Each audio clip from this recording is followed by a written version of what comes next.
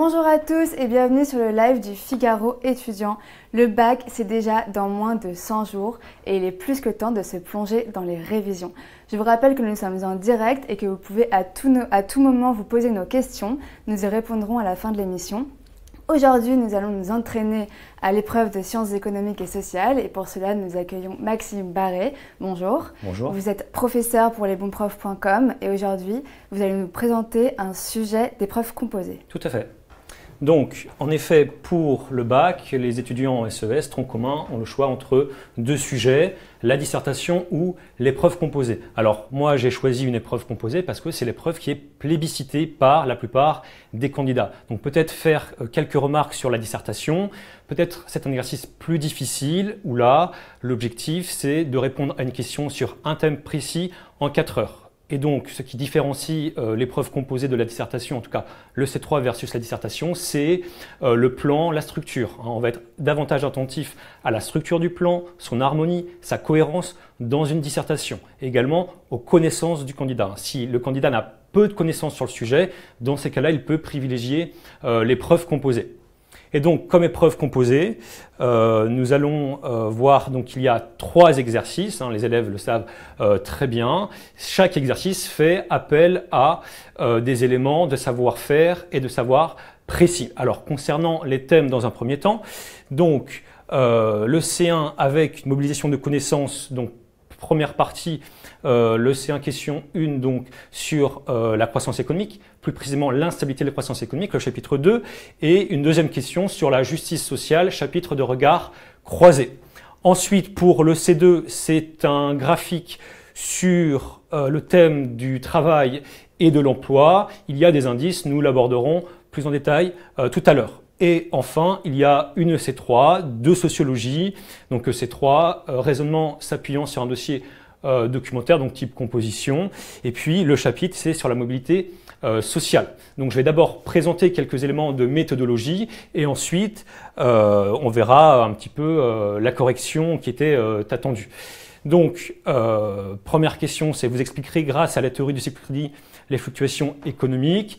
Et deuxième question, vous montrerez à partir de 2 instruments de votre choix comment l'État met en œuvre la justice sociale. Alors, pour la méthodologie, elle est simple. Première partie, définition des termes importants du sujet. Deuxième partie, réponse précise à la question avec une idée, un argument et des exemples. En plus, ici, il est indiqué dans la question 2 qu'il y a des exemples. Bien, pour maintenant le C2. C'est une C2 assez classique avec ici l'évolution d'un coût de la main-d'œuvre exprimé en indice. Donc il y a 2 parties pour le C2. Première partie, présentation du document. C'est quelque chose d'assez facile que l'on fait depuis la première, voire la seconde, dans l'enseignement d'exploration. Et ensuite, analyser le document. Il y a différents éléments de savoir-faire à maîtriser. Première chose, lire des données et faire des petits calculs. Deuxième chose, être synthétique. Il ne faut pas que ce soit brouillon, il faut que ce soit agréable à lire et il faut que les idées soient organisées. Par exemple, parler de la tendance et ensuite aller sur des éléments plus singuliers, du détail. Et enfin, mettre en évidence plusieurs informations, plusieurs idées. Il faut savoir que dans un document type EC2, il y a souvent entre 2 et 4 informations pertinentes à mettre en évidence. Et enfin, donc la partie peut-être la plus compliquée qui se rapproche davantage d'un exercice de dissertation, c'est le C3. Et donc cet EC3 va s'appuyer aussi sur 3 documents, donc 2 textes. Un premier texte d'un sociologue, Camille Penny, spécialiste de la mobilité sociale. Un second texte de Marie Durubella, sociologue spécialiste de l'éducation. Et enfin, un document statistique qui provient de l'INSEE. Et ce sont des tables de mobilité sociale. Alors, pour la méthodologie, donc il faut évidemment analyser le sujet, définir les termes. Et ce qui est demandé, c'est une série de paragraphes pour répondre au sujet. Et donc, évidemment, comme une dissertation, il faut une introduction au début, une conclusion à la fin. Il y a évidemment les paragraphes, le développement, c'est quand même ce qui compte le plus de points, avec des phrases de transition entre les différents paragraphes. Mobiliser son cours, c'est fondamental, mais aussi analyser les documents. Il faut faire les deux, ajouter des connaissances personnelles et mobiliser les documents. Bien, donc maintenant nous allons voir la correction qui était attendue. Donc pour le C1, donc déjà chaque question, on va mettre une demi-heure à faire ça, hein, donc 15 minutes de brouillon, 15 minutes de rédaction. Donc la question était la suivante, donc vous montrerez donc grâce à la théorie du cycle du crédit les fluctuations économiques. Donc ici il y a un seul terme important du sujet qui est fluctuation économique. Et donc ça se définit comme étant les mouvements de l'activité économique, ralentissement, baisse, augmentation, voilà, relatif à la production, donc à la croissance économique. Deuxième partie, c'est la réponse à la question, et là c'est un petit peu compliqué. Il s'agit de montrer comment le comportement des banques explique l'activité économique, comment le comportement des banques, donc à travers notamment le taux d'intérêt et le recours au crédit, donc cela donc, peut augmenter la croissance, voire la diminuer. Donc sur un brouillon, on peut très bien faire évidemment un petit schéma hein, pour expliquer les différentes phases, le mécanisme dans son ensemble, et ensuite évidemment il convient de retranscrire littéralement tout cela sur la copie. Donc on peut dire que dans un climat de confiance, les banques sont amenés à baisser les taux d'intérêt. Or, si les taux d'intérêt sont plus bas, cela accroît la demande de crédit. Qui a recours au crédit, notamment les ménages, mais également les entreprises qui investissent. Et donc, pour un taux d'intérêt plus faible, cette demande de crédit, elle augmente. Or, la consommation va augmenter, l'investissement va augmenter, et donc cela va se répercuter positivement sur la croissance, et donc hausse de la demande, croissance économique. Mais dans la théorie du cycle du crédit, il y a l'idée d'un cycle. Donc, l'économie se porte bien, les banques sont confiantes, les taux d'intérêt sont bas, mais il se peut que les prises de risque deviennent excessives et que le climat de confiance devienne un climat de méfiance. Et donc, si les banques sont davantage méfiantes, elles peuvent accroître le coût du crédit et donc, pour ce faire, elles vont augmenter les taux d'intérêt. Or, si les taux d'intérêt augmentent, eh bien, le coût du crédit devient plus élevé. Cela peut diminuer la demande de crédit de la part des ménages et des entreprises. L'investissement baisse, la consommation peut également ralentir, ce qui fait qu'il y a un ralentissement de la croissance économique. Donc ici, il fallait bien comprendre que les banques peuvent permettre d'accélérer la croissance à travers le crédit, le taux d'intérêt, mais qu'elles peuvent aussi, dans un climat de méfiance, ralentir l'activité économique. Donc c'est comme une question, disons-le, assez difficile car il y a différents mécanismes et différentes phases à expliquer. Alors, la deuxième, EC1, donc c'est une question relative à la justice sociale. Donc, on peut définir la justice sociale comme étant l'ensemble des principes qui indiquent comment répartir des ressources économiques de manière juste au sein d'une société. Donc la justice sociale revêt différents principes, mais là, il s'agit avant tout de voir comment l'État dispose de différents instruments pour mettre en place cette justice sociale.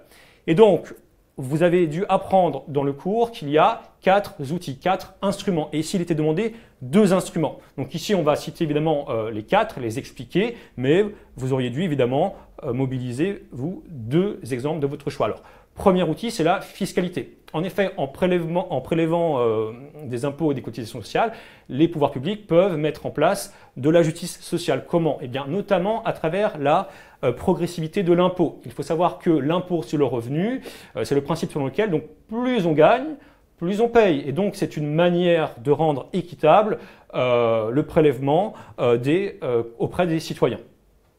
Deuxième chose, c'est évidemment la deuxième partie qui va de pair avec la fiscalité, c'est comment on redistribue ces richesses. Donc à travers la redistribution des richesses et aussi le système de protection sociale qui vise à nous couvrir des différents risques sociaux, chômage, accidents, maladies, etc., etc. Et donc, on pouvait citer ici des exemples de prestations, donc le principe donc, de l'assurance avec le chômage. Je cotise donc, je cotise quand je travaille et donc je reçois lorsque je suis chômeur une prestation sociale, une allocation chômage. Ici en l'occurrence, ça peut être ici une logique d'assistance. L'objectif ici étant de lutter contre la pauvreté. On peut donner à cet égard l'exemple du revenu de solidarité active. Voilà. Il y avait aussi la logique de protection universelle qui vise ici à distribuer un certain nombre de prestations et cela ne dépend pas du revenu du citoyen ni de cotisations préalable. Il y avait également les services collectifs ou services publics à travers la fourniture d'une éducation nationale, d'hôpitaux publics, etc. L'État entend diminuer les inégalités d'accès à l'éducation, à la culture ou à la santé. Et enfin, il y a aussi dans le cours les politiques de lutte contre les discriminations à travers de la prévention, à travers de la réparation, eh bien, essayer de comment dirais-je, faire en sorte que donc, des personnes, notamment en minorité, soient moins discriminées. On peut à cet égard parler de la discrimination positive qui vise à ici donner un petit coup de pouce à des personnes qui avaient moins de chances au départ. Donc on peut prendre l'exemple des conventions les conventions ZEP, qui sont des accords entre, par exemple, des universités, des établissements supérieurs et des lycées. Bien, donc question de cours, c'est vraiment je sais ou je ne sais pas. Bien, concernant maintenant la deuxième partie de l'épreuve composée, donc le C2, donc il s'agissait d'un graphique. Et donc je vais d'abord présenter le document. Donc, il s'agit donc d'un graphique qui présente l'évolution du coût de la main-d'œuvre en Espagne et en France entre 2004 et 2016. L'unité, c'est très important, c'est l'indice base 100. L'année de référence est ici 2004. Ce document provient de l'OCDE, il était publié en 2017. Voilà, première partie. Elle est assez simple. La deuxième partie, bien sûr, c'est analyser le document. Donc, première chose, évidemment, parler de la tendance. Et donc là, on peut évidemment comparer les deux extrêmes, donc 2004 et 2016. Alors, l'indice pose souvent problème aux élèves parce qu'ils ont du mal à interpréter des indices. Donc, on peut donner des chiffres sur les indices. Par exemple, ici, on a un indice de 120,5, mais il faut l'interpréter. Et donc, pour interpréter l'indice, il convient de faire comme si on avait affaire à un taux de variation grâce à une petite formule et de comparer ces données avec l'indice de l'année de référence, ici 100 pour l'année 2004. Et donc, prenons l'exemple pour le constat général. Eh bien, donc on va remarquer que, comment dirais-je, le coût de la main-d'œuvre salariale a augmenté en France de 20,5% et en Espagne de 13,3%. Bien, voilà, premier constat. Il faut aussi montrer qu'il y a des divergences. En effet, en France, on voit que le coût de la main-d'œuvre continue d'augmenter. Il n'y a pas de baisse, alors qu'en Espagne, il y a une augmentation. Et puis, on s'aperçoit qu'à partir de l'année 2009, il y a une baisse. C'est-à-dire que le coût de la main-d'œuvre espagnole baisse. Mais attention, on voit que ces indices ici sont supérieurs à 100 et donc c'est tout de même une augmentation par rapport à 2004. On peut également dire que l'augmentation du coût de la main-d'œuvre est plus soutenue entre 2004 et 2009 et qu'elle est moins soutenue, par exemple pour la France, après 2009. Alors, il y a des pièges à éviter, notamment dire que, eh bien, comme la courbe ici, concernant l'évolution du coût de la main-d'œuvre espagnole est plus élevé, ça voudra peut-être dire que le coût de la main-d'œuvre espagnole est plus élevé que le coût de la main-d'œuvre française. C'est faux, bien sûr. Ce qui compte ici, c'est que l'évolution du coût de la main-d'œuvre en Espagne est plus forte sur ces années par rapport à l'évolution du coût de la main-d'œuvre française. D'accord ? Donc, bien donner différents chiffres et ne pas faire d'erreur. Et donc, pour ça, il convient évidemment de bien interpréter des indices. Enfin, j'en viens à l'exercice le plus compliqué. Donc, la question était, donc, à l'aide de vos connaissances et du dossier documentaire, vous montrerez que la famille peut constituer un frein à la mobilité sociale. Donc d'abord, l'analyse du sujet. La famille est un frein à la mobilité sociale. Ça veut dire que la famille permet ou favorise la reproduction sociale ou l'immobilité sociale. Il faut aller plutôt dans ce sens. Donc la mobilité sociale, c'est le changement de position sociale d'un individu le long de l'échelle sociale. Ça implique souvent un changement de PCS. On distingue la mobilité sociale intergénérationnelle, donc généralement par rapport à son père, et la mobilité sociale intragénérationnelle, c'est-à-dire au cours de sa vie. Donc vous l'avez vu dans votre cours normalement et il faut avant tout, pour répondre à cette question, mobiliser son cours. Et donc la famille, groupe dans lequel évidemment on grandit depuis que l'on est, eh bien, dispose de différentes ressources.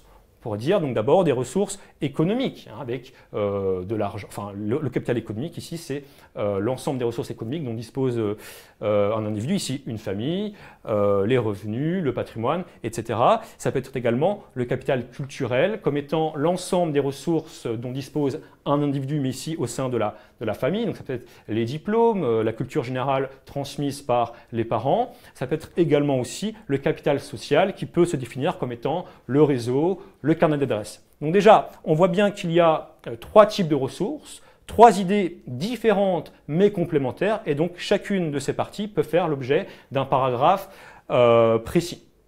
Donc il faut d'abord puiser dans ses connaissances personnelles et ensuite s'intéresser aux documents. Alors, pour le premier document donc de Camille Penny, qui est un texte, en fait, il fait référence à la théorie de la reproduction sociale de Pierre Bourdieu. Hein. Et donc, il montre par exemple que le diplôme le diplôme des parents, s'ils ont un diplôme du supérieur, est de plus en plus déterminant dans la trajectoire scolaire du jeune dans l'enseignement supérieur. Et donc, entre des parents qui ont un niveau de diplôme du supérieur et des parents qui n'en ont pas, on voit que les écarts pour que le jeune réussisse dans l'étude supérieure, cet écart ne cesse de se creuser. Donc, montrer évidemment à travers le capital culturel que si bien à partir du moment où le capital culturel est déterminant pour la réussite scolaire de l'individu, la famille est ici fondamentale. Et donc, les individus de familles, disons, favorisés sur le plan culturel sont davantage, bien sûr, favorisés parce que on peut transmettre donc, de la culture générale, mais aussi c'est les parents, à travers les diplômes qu'ils ont, notamment le supérieur, c'est aussi la connaissance de systèmes, ça peut être aussi des pratiques culturelles, le langage, intériorisées et apprises très tôt durant l'enfance qui peuvent faire la différence.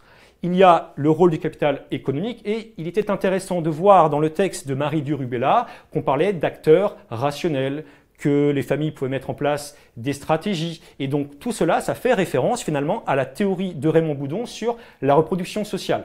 Raymond Boudon montre à travers le revenu de la famille que les familles ont des arbitrages différents. Par exemple, les familles favorisées vont sous-estimer les coûts d'une année supplémentaire, d'études d'une année supplémentaire. Elles vont surestimer les bénéfices d'une année d'études supplémentaires. Et donc, le résultat, c'est qu'on va massivement investir dans l'éducation et la poursuite d'études. À l'inverse, les familles défavorisées, sur le plan économique notamment, vont surestimer les coûts d'une année d'études supplémentaires, puisque rappelons qu'il y a une partie de l'enseignement supérieur qui est bien sûr public, et elles vont sous-estimer les bénéfices d'une année d'études supplémentaires. Conséquence, eh bien, ces familles ici moins favorisées vont moins investir, il y aura moins d'investissement dans la poursuite d'études supérieures. Conséquence, on voit bien ici qu'il y a de la reproduction sociale, les enfants issus de familles favorisées vont davantage aller dans le supérieur et vont faire de brillantes études, tandis que les enfants issus de familles plus défavorisées vont faire des études plus courtes. Et enfin, on pouvait aborder la notion du capital social qui n'apparaissait pas dans les documents. Or, on peut voir qu'à travers donc, le réseau, le carnet d'adresses, cela peut faire la différence pour l'obtention d'un stage, et donc c'est intéressant aussi de mobiliser cet aspect. À cet égard, on peut mobiliser le paradoxe d'Anderson, que vous êtes censé savoir, qui dit qu'il n'y a pas de relation mécanique entre le niveau d'études du père par rapport à celui du fils et la position sociale du père par rapport à celle du fils. Ce paradoxe a été mis en évidence aux États-Unis. Et donc, par exemple, il y a des jeunes qui ont un niveau d'études égal ou inférieur à celui du père, pourtant, ils ont une position supérieure, voire équivalente. Et donc, on peut résoudre ce paradoxe ici par le fait, en disant que peut-être que parfois le piston vient compenser le faible investissement scolaire de l'individu, ici plutôt de milieu favorisé. Voilà, donc bien comprendre que la famille peut être propice à la reproduction sociale parce qu'elle mobilise différentes ressources, le capital culturel, le capital économique et le capital social. Et donc, juste pour terminer, il y avait en effet le troisième document, table de destinée, qui disait à dire, évidemment, par exemple, que 52% des fils de cadres deviennent cadres, ou 48% des fils d'ouvriers deviennent ouvriers. Donc voilà, avec évidemment une introduction et une conclusion. Mais le développement était la partie la plus importante. Merci beaucoup Maxime pour cette correction des preuves. On va maintenant passer aux questions qui peut-être vont nous permettre d'approfondir certains points. On commence avec une question de Louise qui demande si on peut mobiliser les différentes versions de l'égalité qui ont été vues en cours pour répondre à la deuxième question du premier exercice. Alors, on va revenir évidemment à cette partie-là. La question fait explicitement référence aux outils, aux instruments de la justice sociale. Or, les principes de l'égalité, donc égalité de situation, égalité de droit, et donc ça n'est pas forcément attendu. Hein. Ça peut apparaître comme du hors-sujet. Hein, il faut vraiment mobiliser les instruments, ça apparaît explicitement dans le programme officiel, la fiscalité, la redistribution, la protection sociale, bien sûr, avec différents instruments, la fourniture de services collectifs publics et les politiques de lutte contre les discriminations. Voilà. Donc, ça n'était pas forcément attendu. Hein. Donc, ça pourrait s'apparenter à du hors-sujet. Qui dit outil dit instrument, donc dit comment on met en place. Et non tant expliquer les principes à l'origine de la justice sociale. Ici, on est plutôt dans l'action. Merci. Et on a une deuxième question d'Alexandre sur la troisième partie de l'épreuve qui demande doit-on aussi évoquer le rôle de la famille dans la mobilité sociale? Alors, il faut savoir qu'une EC3, vous avez à peu près 2 heures, 2 heures et quart pour répondre à un sujet. Donc, c'est un sujet ici intéressant, complexe, mais vous n'avez que 2 heures. Donc, souvent, une EC3, il faut vraiment respecter ce qui est indiqué dans le sujet. Si on veut vraiment nuancer, brosser l'ensemble du sujet, c'est plutôt un sujet de dissertation qui nous invite à le faire. En l'occurrence, il est dit ici que vous démontrerez que la famille constitue un frein à la mobilité sociale. Et donc, si on dit que la famille est responsable de la mobilité sociale de l'individu et non pas responsable de l'immobilité sociale, qui est pourtant ce qui est attendu, ça peut s'apparenter à du hors-sujet. Et donc, ça peut être sanctionné. Hein. Normalement, en lisant bien la consigne, il n'y a pas de... le hors-sujet, normalement, on s'en éloigne. Donc là, ici, il faut faire très attention. Mais c'est aussi en s'entraînant à différentes EC3 et sujets de dissertation qu'on peut voir ce qui est attendu par les correcteurs. Merci. Et enfin, une troisième et dernière question posée par Clémence. Doit-on utiliser tous les documents et les documents sont-ils suffisants pour répondre au sujet? Donc toujours sur la troisième partie. Alors j'en viens, voilà, donc nous avons ici donc 3 documents. Hein. Il y a donc la table de mobilité et 2 textes. Il est bien indiqué sur le sujet en plus de l'élève hein, qu'il faut mobiliser tous les documents. Donc, il y a 2 textes, donc il faut mobiliser du texte. Ça ne veut pas dire faire de la paraphrase. Hein. Il faut vraiment montrer comment, en puisant les documents, on peut illustrer ces arguments du cours. Hein. Si on répond aux questions « comment mobiliser un document », ça n'est pas bien. Il faut des connaissances et les documents, et tous les documents. Alors, si on ne mobilise pas tous les documents, ce n'est pas extrêmement grave, mais on ne pourra pas dire que le sujet vaut 10 sur 10 si par exemple la personne omet de mentionner un document. Donc il fallait tout mettre. Hein. Ici, donc, expliquer des mécanismes dans les 2 textes et expliquer, donner des chiffres à travers la table dessinée qui était proposée. D'accord. Eh ben, merci beaucoup pour tous ces éclairages. Merci à vous d'avoir suivi ce live et nous vous retrouvons dès la semaine prochaine pour une nouvelle correction d'un sujet du bac. Thank you.